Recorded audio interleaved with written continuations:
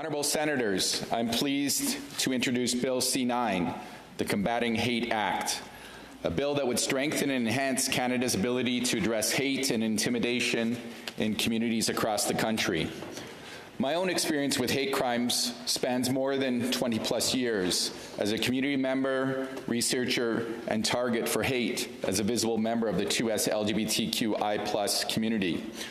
Over these decades, I've helped to support the Edmonton Police Service's Hate Crimes Unit, engaged in new recruit training and restorative justice practices, and helped to develop and serve as the elected co-chair of the Edmonton Police Chiefs Community Advisory Council, which was composed of representatives from the Jewish, Muslim, Asian, Black, Indigenous, and 2S LGBTQI+ communities. All of our communities were united in standing against the scourge of hate, with the belief that when hate targets one minority community, it targets us all.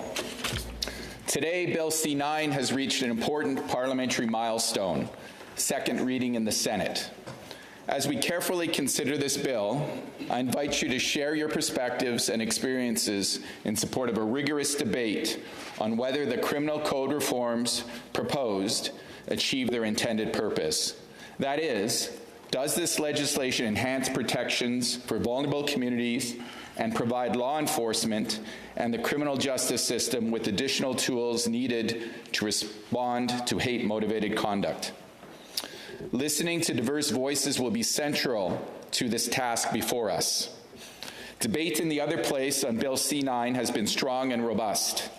We have heard varied and differing views and witnessed at times spirited exchanges, which included over 35 hours of debate and more than 30 witnesses, which resulted in a series of amendments designed to clarify language and add important safeguards. These informative deliberations speak to the complexity and the importance of the issues Bill C-9 seeks to address in this timely and critical piece of government legislation, which fulfills an important election promise made to Canadians. Because of the complexity of the important matters Bill C-9 seeks to address, it is critical that differing views are heard. Ideas around how to protect communities from hate while respecting charter-protected rights and freedoms can and should thoroughly be debated. This exchange of views is critical to ensuring that the proposed measures included in this bill are appropriately tailored to the significant harms posed by hate and intimidation to individuals, communities, and Canadian society at large. It is precisely through this robust exchange of ideas, conducted with rigor and the utmost respect, that we can achieve the best results for all Canadians, including the most vulnerable among us. As we consider this piece of legislation in the Senate, let us move forward with the shared conviction that there is no place for hate in Canada, that in protecting one's dignity and safety, we reinforce the very foundations of our democracy. Let us be clear. Hate crimes present a real, growing, and pressing public safety threat to communities across our country. For context, recent Statistics Canada data on hate crimes paint a stark picture. 4,777 incidents were reported in 2023, marking a 32% rise from 2022, which had 3,612 incidents. This is the third consecutive sharp increase in 4 years, with the total number of hate crimes more than doubling. That's over 145% since 2019. The three most targeted identifiable groups for hate crimes were based on religion, with 1,284 incidents, a 67% increase from 2022. The majority targeted the Jewish community with 900 incidents, and the Muslim community with 211 incidents. Race or ethnicity saw 2,377 incidents, a 6% increase from 2022. The most common groups targeted were the Black community, Arab, West Asian, and South Asian communities. Sexual orientation saw 860 incidents, up 69% from 2022. Over half specifically targeted gay and lesbian individuals. Importantly, these numbers only tell part of the story. Hate crimes are consistently underreported, with studies indicating that as many as 4 in 5 victims never report their experiences to police. Researchers call this lack of reporting a dark figure, as underreporting conceals the full extent of hate-motivated crimes in Canada. Moreover, statistics can never fully convey the true extent of fear, anxiety, and disruption that hate crimes cause in people's daily lives. Hate crimes are often called message crimes because they not only target individuals, they are intended to send a message of fear and terror into the very heart of entire communities. Police-reported hate crimes can never fully capture the lived realities of individuals and communities who face these attacks firsthand. Behind every hate crime is a person, a family, a community that is profoundly affected. This includes individuals and communities who fear for their safety on public streets, in local neighborhoods, and even in the very confines of their homes. No Canadian should have to live in fear or work in fear or love or worry from where or when the next attack might occur. Across Canada, evidence indicates how various minority groups are disproportionately targeted by hate crimes. We are seeing hate crimes directed at Indigenous people, Black communities, and other racialized communities, religious communities, and to us LGBTQI+ communities, among others. I would like to share a few recent examples that demonstrate the persistent and pernicious nature of hate in Canada. Just this past week, in the very heart of Toronto's historic 2S LGBTQI+ community, 2 men yelled homophobic slurs and assaulted a victim walking on the streets in a community neighborhood that should have been a refuge of inclusivity and safety. Last year, a bookstore was targeted with transphobic vandalism, including Nazi symbols and hateful messages calling for the extermination of 2S LGBTQI+ people, spreading profound fear throughout communities in Halifax. In another disturbing case last fall, an individual in Newmarket, Ontario, threatened to tamper with gas lines to ignite their Muslim neighbor's home and kill everyone inside, including children. That individual also planned to target a local mosque. Jewish communities also continue to be targeted by anti-Semitic and hateful acts. For example, with multiple synagogues being shot at in the Toronto area just last month. These horrific attacks, which target groups simply because who they pray to, where they gather, or who they are, or whom they love, have no place in Canada. These acts of hate create a sense of vulnerability that ripples far beyond the immediate victims, affecting entire communities' sense of security, well-being, societal participation, and trust. We must take a stand against such acts that challenge the very ideal of Canada as an inclusive, diverse, peaceful, and democratic society. Against this concerning rise in hate, there have been widespread calls from victims, communities, and law enforcement for decisive action to counter hate and make communities safer across this country. Bill C-9 responds to these calls by providing new tools to counter hate and intimidation, including 4 new criminal offenses, each targeting a specific area of growing concern. First, the new intimidation and obstruction offenses would make it a crime to intentionally intimidate people, interfere, or obstruct access to places of worship, schools, daycares, seniors' residences, cemeteries, sporting activities, community cultural centers, or administrative spaces, which are primarily used by identifiable groups. These are spaces that must remain publicly accessible and safe for community members. In this regard, it is important to clearly emphasize that these new offenses would not criminalize any form of lawful expression or peaceful assembly. These offenses target willful and intentional criminal conduct directed at people trying to access these enumerated spaces when primarily used by identifiable groups. Moreover, these new offenses would not amount to bubble legislation, or bubble zones as they're frequently called, which are established under provincial or municipal laws and are designed to limit protest activity near certain specified locations. In contrast, these new intimidation and obstruction offenses specifically address criminal conduct, deliberately impeding access to religious, educational, and cultural places, primarily used by identifiable groups. Similar legislation has already been passed protecting healthcare workers and people seeking safe access to health services, which is consistent with the Charter of Rights and Freedoms. Similarly, these newly proposed offenses do not apply, and I repeat, do not apply, where a person is peacefully protesting or communicating information such as holding a sign, chanting, sharing information, or conducting a peaceful demonstration. Importantly, these new offenses require the willful intent to intimidate and provoke fear in order to impede access, meaning that they only applies to deliberate and harmful conduct, not peaceful presence, protest, or expression. For example, an offense could potentially include someone blocking an entrance to a place of worship or Jewish school while holding a baseball bat and yelling slurs.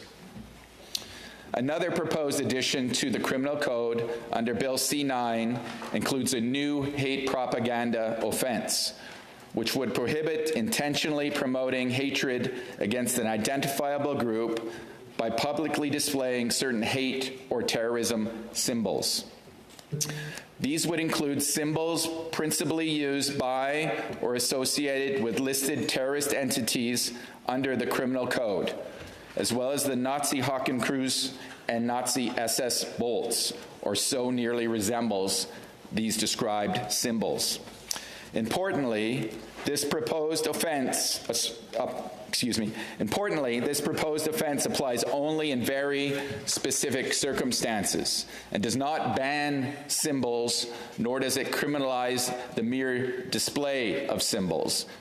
Rather, it targets the public display of symbols clearly identified with a terrorist entity or Nazi ideology for the express purpose of promoting hate. To be clear, these symbols must be purposefully displayed with the objective to promote hate against an identifiable group. This is a high legal threshold. Importantly, this law does not apply based on how a symbol might be perceived. There must be clear intent to promote hatred. This offense is carefully tailored to ensure that the public display of symbols for legitimate purposes, such as artistic, educational, or journalistic purposes, or is used in good faith to point out for the purposes of removal of such a symbol, they would not be captured by this offense. This new offense also includes an important additional safeguard, which requires not only willful intent to promote hatred, but also the consent of the Attorney General before any charges may proceed. To be clear, this means that charges cannot be laid by police alone and must be reviewed and authorized at a higher level, which adds an additional layer of scrutiny, ensuring for the careful application of the law. Finally, a new standalone hate crime offense, as proposed in Bill C-9, would make it a crime to carry out illegal acts motivated by hatred based on specific grounds, such as race, national or ethnic origin, language, color, religion, sex, age, mental or physical disability, sexual orientation, gender identity, or gender expression. This new hybrid offense would more explicitly and consistently denounce all crimes motivated by hatred. For clarity, this new offense would not make actions that were previously legal suddenly illegal, nor would it apply to civil actions. Rather, it would target conduct that is already illegal under federal laws.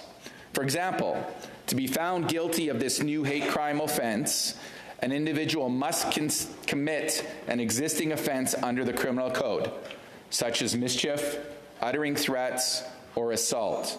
And that criminal conduct must be motivated by hatred against an identifiable group. This offense would have an escalating penalty structure, which would provide higher penalties based on the seriousness of the underlying offense. For example, hate-motivated assault with a weapon or murder. It would still be up to the judges to impose a fit sentence that is proportionate to the seriousness of the offense and the degree of responsibility of the offender. So to sum up, by explicitly identifying hate-motivated conduct as a distinct offense, Bill C-9 proposes to 1, help acknowledge the particular impact and harm done to victims and communities targeted by hate, and to further denounce and deter hate-motivated criminal conduct in Canada by naming these offenses for what they are, hate, and by providing enhanced sentencing based on the impact and gravity hate has in Canadian society. Secondly, this new offense will support more consistent enforcement and prosecution of hate-motivated acts, and clearly signal that crimes rooted in hate are an attack on the fundamental equality and safety of everyone in Canada. Alongside these new offenses, Bill C-9 would add a standardized definition of hatred to the criminal code to clarify what conduct amounts to a hate crime or hate speech. Based on the Supreme Court of Canada jurisprudence, hatred would refer to, and I quote, an emotion of an intense and extreme nature that is clearly associated with vilification and detestation. For greater certainty, the bill would also make clear what is not hatred, namely acts that discredit, humiliate, hurt, or offend. This added clarity would provide police and prosecutors with more guidance to help inform decisions on whether to lay or proceed with charges, helping to support more timely and meaningful responses for victims. This hate crimes definition would also assist with the standardization of enforcement, more robust data collection, and a more accurate understanding of how police-reported hate crimes are impacting identified communities across Canada. Next, I would like to highlight 2 amendments to the bill that were adopted at report stage in the other place, which may help to clarify some of the concerns senators have no doubt read in their emails or heard in conversation. First, as introduced in Parliament, the original bill proposed to repeal the requirement to obtain Attorney General consent before laying charges for 3 of the existing hate propaganda offenses. In response to consultations and concerns raised that repealing this requirement may increase vexatious and frivolous prosecutions, the bill was amended to maintain this requirement and extend its application to the new hate propaganda offense, targeting the public display of certain hate and terrorism symbols. As previously mentioned, AG consent provides an important safeguard and an additional level of scrutiny before police can proceed with charges. Secondly, the bill would repeal what is often referred to as the good faith religious opinion defense. That applies only to 2 hate propaganda offenses. This defense applies to the criminal code offenses of willful promotion of hatred against an identifiable group and willful promotion of anti-Semitism by condoning, denying, or downplaying the Holocaust. These offenses are carefully tailored and have high thresholds as they target the intentional promotion of hatred. The amendment to remove the good faith religious opinion defense was not in the original bill and has generated diverse views, with some stakeholders expressing concern about potential impacts on freedom of expression and freedom of religion.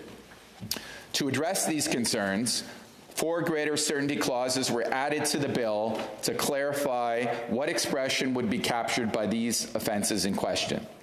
The clause states that nothing in hate propaganda provisions, and I quote, shall be construed as prohibiting a person from communicating a statement as a matter of public interest, including an educational, religious, political, or scientific statement made in the course of a discussion, publication, or debate, if they do not willfully promote hatred against an identifiable group by communicating the statement, end quote.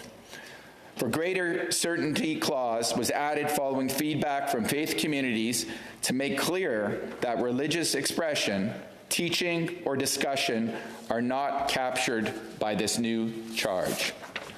To clarify, the expression that is captured are statements communicated to intentionally promote hatred or anti-Semitism.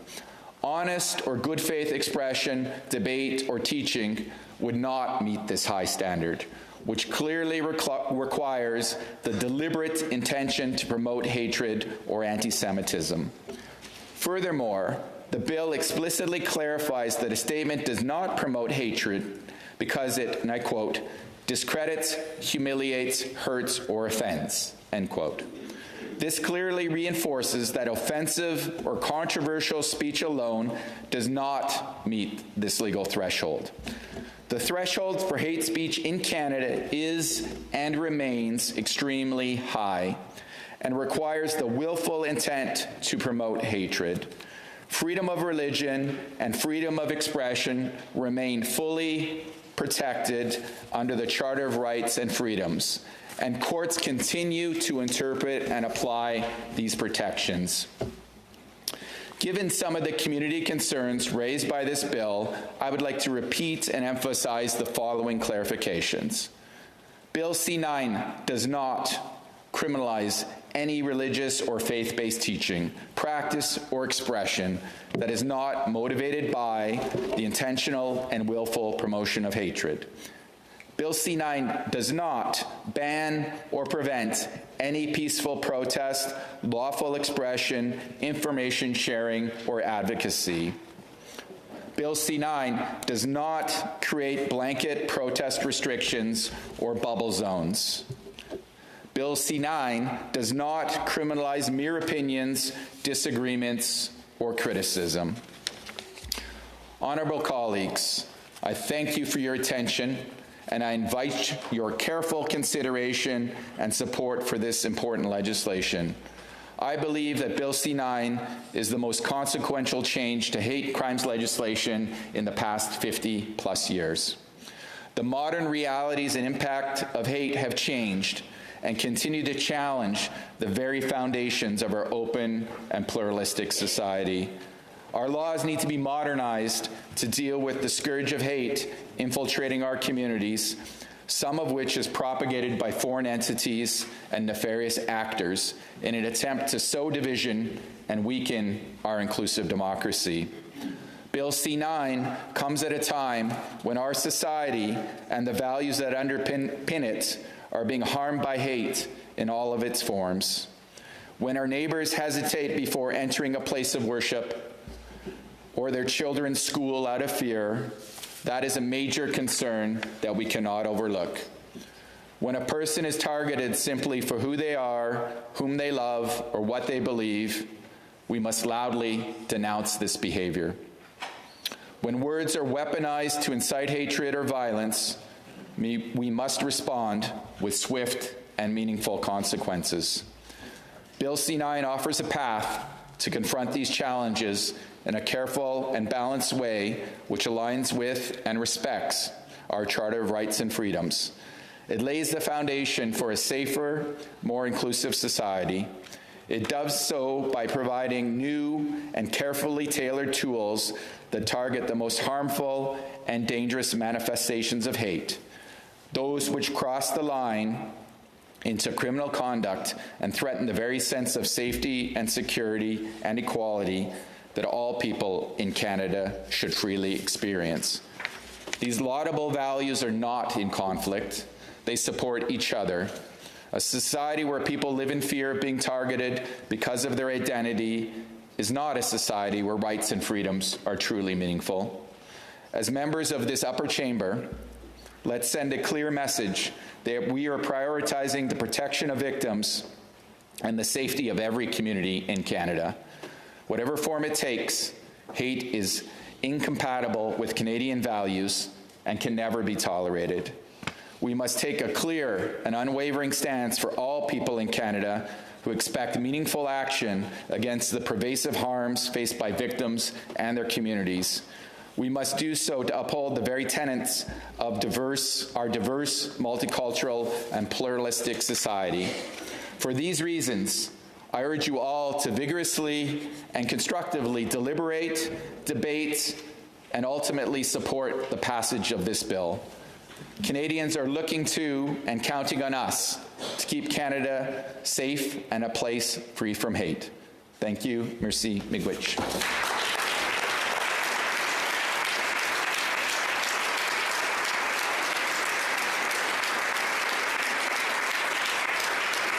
Senator McFedrin, you have a question? Very much, Your Honour. I have a question, if Senator Wells would take it.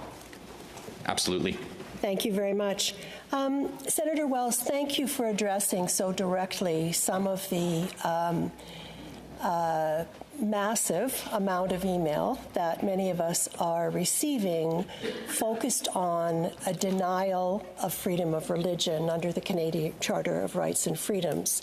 My question is more narrow than that broad concern, and that is the concerns that we're now receiving, perhaps more recently, certainly in my case, that focus on gender conversion therapy and the need somehow to link that to religious freedom and the need somehow to see that as something that should be actually promoted in Canada. And I wonder if you could address that and help us dispel any misunderstandings we might have on this issue. Thank you for the question. Important clarification, absolutely. As this chamber will know, conversion therapy practices, or so-called conversion therapy practice, have been banned under another bill or criminalized in Canada, one of the strongest and most robust legislation in the world. So Bill C-9 has no relevance to that particular issue. We know that freedom of expression, freedom of religion are foundational principles in Canadian society. They are some of the highest principles that we uphold under the Canadian Charter of Rights and Freedoms. This bill, Bill C-9, as you would have heard me many times underscore, is about the willful, intentional promotion of hatred. It's not about incidental conversations. It's not about reading passages from Scripture or any kind of literature. It's about the intent to promote hatred, to target specific, identified, vulnerable communities. I have Senator Martin, Senatress Odette, and then Senator Seniors. Senator Martin? Yes. Thank you, Senator. And I, too, I think all my colleagues have been receiving phone calls and emails, and there are many concerns. My concern actually focuses on what happened at the committee stage in the House. So when the bill was first introduced, it did not propose repealing the long-standing religious text defense in Section 319 of the Criminal Code, specifically Sections 319.3b and 319.3.1b. Yet that amendment appeared only at committee stage in the other place without witness testimony or consultation with religious, cultural, or legal experts before repealing this long-standing defense.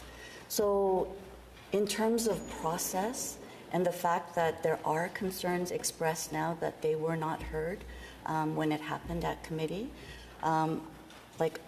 should we be concerned, and are you concerned about just what kind of message this sends to millions of Canadians of faith and others, and how might that approach, the approach that took place, affect trust in the government's commitment to both free expression and religious liberty? It's quite concerning what happened in the House. Senator Wells. Thank you for the question. I too have been receiving many of those emails, and I would say to Canadians that they can be assured that when this bill is referred to the Senate committee where it lands, that there will be that robust discussion, that invitation to have witnesses who are in favor of that amendment or against that particular amendment, so that we can hear all sides of the debate. And as we've heard from the minister, should there be good faith amendments that come forward that strengthen the bill or address shortcomings of the bill, that those will be considered by the government. Senator Martins. Yes, so I think it is absolutely important, the kind of robust and thorough work that we will do at committee, especially regarding the criminal code that affects all of us, and the unintended consequences of repealing something. So the government has continuously said that this bill is meant to protect Canadians from hate and harm, and we all agree that this must be done. Yet the first substantive change it accepted was the removal of a good faith defense that allowed Canadians to express sincerely held religious beliefs without fear of persecution. Why do you think the government is so determined to take good faith out of both the law and in many ways out of this national conversation on freedom of belief? I don't understand. Senator Wells. Thank you for the question, and I hope you will ask that question of the minister when they come to the committee. I certainly would not speak for the government on that, other than to say that has been a concern that we have heard from Canadians, and one that I hope will thoroughly be studied and debated at the committee. Senator Odette, yes. Madam Speaker, would my colleague accept a question in French? Yes, thank you very much. Thank you very much for your speech. I would like, if possible, to discuss something about the bill, because a number of the bills that we consider here are proposed by the government, and so amendments can sometimes be somewhat sensitive, and I've noticed that after 5 years. So with regard to the study on this bill, will the First Nations be heard? They are suffering a lot of pressure with regard to the complete denial of the burial grounds of our ancestors who went through residential schools. There's also the Truth and Reconciliation Commission that was created by the government, and also the inquiry on missing and murdered Indigenous women and girls. So all of these exercises have taken place in this democracy, but there is still very powerful denial. So can you ensure me that if there are amendments proposed by First Nations, there will be an openness to really believe what is happening to them? Thank you. Senator Wells? Question, and absolutely, I personally believe it's critically important that we hear from our Indigenous First Nation Métis communities on this bill in particular, because we know that often there is a distrust of law enforcement because of historical, systemic, structural discrimination. So that would be a community that is actually underreporting hate crimes to police. And so no matter what legislation we have that underpins this bill moving forward is about training, working in partnership with communities. This is often a last resort when we get to the criminalization of hate crimes. I firmly believe that no one is born with hate in their heart, that hate is a learned value, and therefore it also gives us hope that it can be unlearned. But bringing forward these considerations, I know that from our colleagues here that everyone will take their responsibilities very diligently at committee to consider these important concerns. We know that there is a bill in the other place that is looking at residential school denialism as well. Thank you for the question. Senator Senior. Thank you, Madam Speaker. Senator Wells, I applaud you for sponsoring this bill. I look forward to working with you on it. At the briefing, I certainly had the opportunity to ask a few questions around some gaps that we see, particularly in terms of symbols of hate. that are missing from the bill. And I'm hoping in the same spirit, in terms of reviewing and looking at amendments, that additional symbols such as the noose would be something that could be added as a hate symbol. My only concern is that that wasn't done at committee, that it's again coming to the Senate for that. So can you speak to perhaps the ability for that to happen at committee? Senator Wells. Thank you for the question. That also gives me an opportunity to talk a little bit about why hate symbols and why they're included in the legislation. Hate symbols are publicly visible to members of society and convey targeted messages in two directions. First, to the affected community, where the symbol serves as an instrument of intimidation and fear, and secondly, to those who identify with the hateful ideology, for whom that symbol serves as a rallying point, reinforcing those shared beliefs and potentially galvanizing further harmful conduct. So that's one of the main reasons why, hate symbols, as we've seen, are becoming increasingly more used online, in public protests, communities. So the challenge here, as we've heard, is how do we identify which symbols are included? So the government has chosen to include those symbols that are part of identified terrorist organizations, and the two Nazi symbols, the Hakenkreuz and the SS bolts, which are widely seen as hate symbols all around the world. So the question of the noose is a good one to bring forward. It certainly, when used in a particular context, can exactly instill that fear and terror into an entire community. So my understanding is that this will be an important discussion at committee as to what kind of symbols are included, what symbols are currently excluded that should be discussed and debated. Thank you for that.